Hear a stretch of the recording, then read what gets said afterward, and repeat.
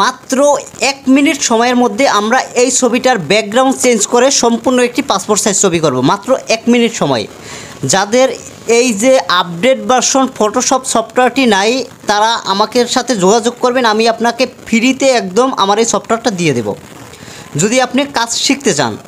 তো আমরা 1 মিনিটের সময়ে আপডেট যে ফটোশপ সফটওয়্যারের মাধ্যমে কিভাবে কাজ করব তা আমরা দেখাচ্ছি। প্রথমে আমরা যাব কুইক সিলেকশন টুলে, ঠিক আছে। যাওয়ার পরে শুধুমাত্র ছবিটার উপরে ড্র্যাগ করব, ড্র্যাগ করলে অটোমেটিকলি আমার ছবিটার কিন্তু যে অংশটা রয়েছে সম্পূর্ণ কিন্তু সিলেক্ট হয়ে যাবে, ঠিক আছে। আমি জুম করে নিলাম, কন্ট্রোল+ দিয়ে জুম করে নিলাম।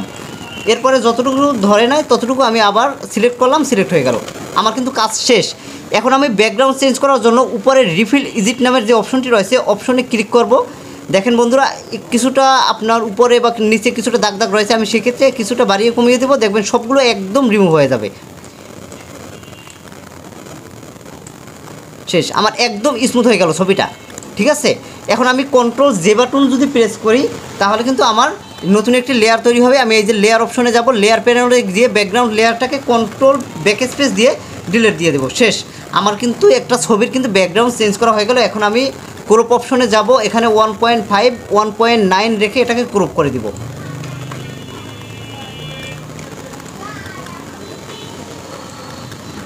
এরপরে আমি এন্টার দিয়ে দিব, ঠিক আছে।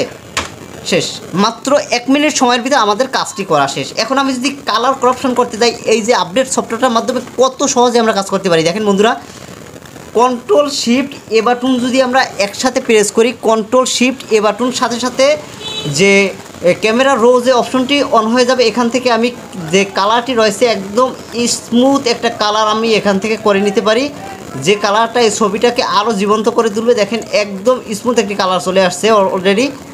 আমার কিন্তু কোনো প্রকার ম্যানুয়ালি কাজ করতে হচ্ছে না, খুব সহজভাবে আমি কিন্তু কাজটা করতে পারছি, খুবই সহজভাবে, ঠিক আছে। এখান থেকে যে কোনো কাজ আপনি সেমভাবে করতে পারবেন।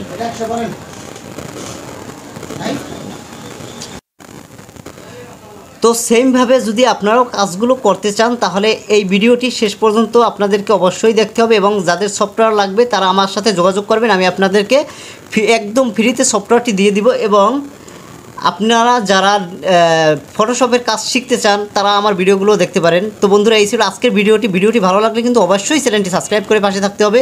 তো বন্ধুরা, সকলে ভালো থাকবেন, সুস্থ থাকবেন, আমাদের জন্য দোয়া করবেন, এই কামনা নিয়ে আজকের ভিডিও এখানে শেষ করছি। আল্লাহ হাফেজ।